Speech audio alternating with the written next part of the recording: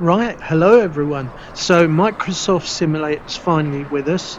I signed up for the budget version. I was mainly interested in the AI and the auto gen, how it was going to work low down with helicopters. So here we are with the drone mode, and I set it up with my ProFlight Sim controllers to act like a helicopter, and wanted to see what the AI and the artificial intelligence made of it all low down. So you won't see this on the drone mode. I've just added my favourite helicopter, the MD-500 screen over the top, just so that you can see what it would look like, hopefully, when we get helicopters inside Microsoft Simulator. Now, the only thing that didn't work, and you're going to see it in a minute, is the collective, and it's in a very abrupt up and down movement. And I'm still working on that. The rest of it, there's no flight dynamics, there's no wind, there's no effect from anything. Really, all we're doing is flying a drone with the controls for a helicopter. And then I've added in video mode just the overlay of the MD-500. But it does give us a good idea that low down, and especially the trees and the variation of buildings, it really is very, very good. I'm one of the pro converts to this.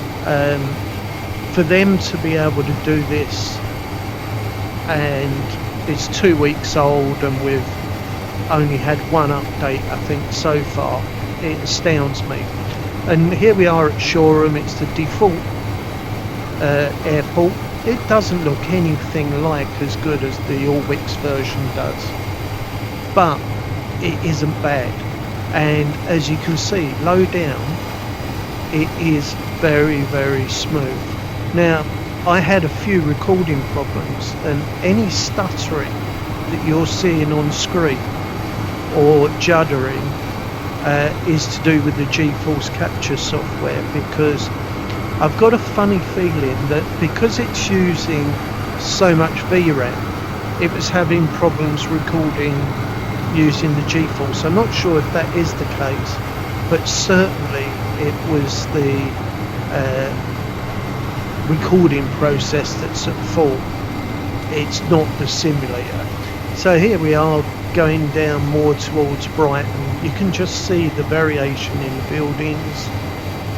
I prefer this at the moment to the Orbix South, because not only the variation but the light and dark, the variations in lighting, it's not as crisp. It just doesn't quite look as sort of computer generated. I have been impressed at the frame rates when you do get down very low amongst the buildings and everything. With the artificial intelligence or their version of AutoGen, it's been absolutely superb. And I took a week off from X-Plane to learn, well, basically to fly the Cessna and the other planes and learn a bit more about the navigation, all with the aim that I know in the future, or hopefully not too long, we're going to get helicopters. And we heard from Sergio that there's going to be a few default ones that will be free of charge. We will no doubt have developers payware ones, and we will have free ones from other developers that supply free ones. As you can see there, the drop in the collective, rather abrupt, but here's a good example of being very, very low down. The variation in the trees, the grass, it really does keep up. And the other big thing is my process has been running at like 60%, and I've had temperatures of 60, 65, where, you know, I run X-Plane and I'm getting temperatures sometimes up close to 80 degrees, and so it's obviously a lot more efficient, as it should be. It's multi-core from what I understand, but this is just my idea. I wanted to know what it was going to look like.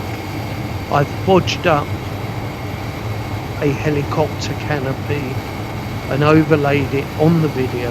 You won't see this if you fly it using the drone mode, but it gives us an idea of what we might be able to expect in, I don't know, maybe another 6 months or so, because it does keep up low down. I had this horrible fear that with the AI and everything else, high up it was going to look great, but when it dropped down it was just going to kill it dead. But I've got settings on high end, not the ultra. Or I should clarify that.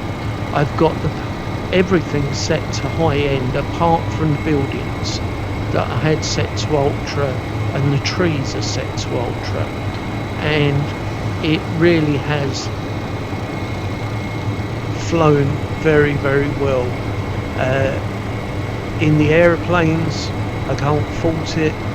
There's lots of gripes about switches not working, other bits not working. Fully understand that. Some people expected it to be a finished, polished product right from day one, and maybe with the money that was thrown at it, that should have been the case. But you know, in life that doesn't happen, does it? Here we are at the Thames. This was a strange one because I bought the extra add-on buildings from Orbix, and it made Tower Bridge worse than what the Autogen scenery was. It did add in the other buildings on the right hand side, and yes, the skyline is better, but things like some of the tower blocks, they actually look better in the original version. The bridges look better, but as you can see, the cars are actually travelling under the water underneath the bridges, and of course it was missing the wheel, and so the wheel's back in, but the Houses of Parliament doesn't look very good at all. So a real mixture of things from Orbix here. I understand they're working on it, there's going to be an upgrade, and I'm sure they will get it right, but I just wanted to see what the whole thing looked like as if it was flying in a helicopter, and this was my attempt at doing so. So hopefully you've enjoyed looking at some of the scenery we've had here, and that it's not too jerky. It is the video, it's not like that when you're flying it. So if you like it, give it a thumbs up, maybe subscribe if you want to, but if not, have a great week, and I'll see you on the next one.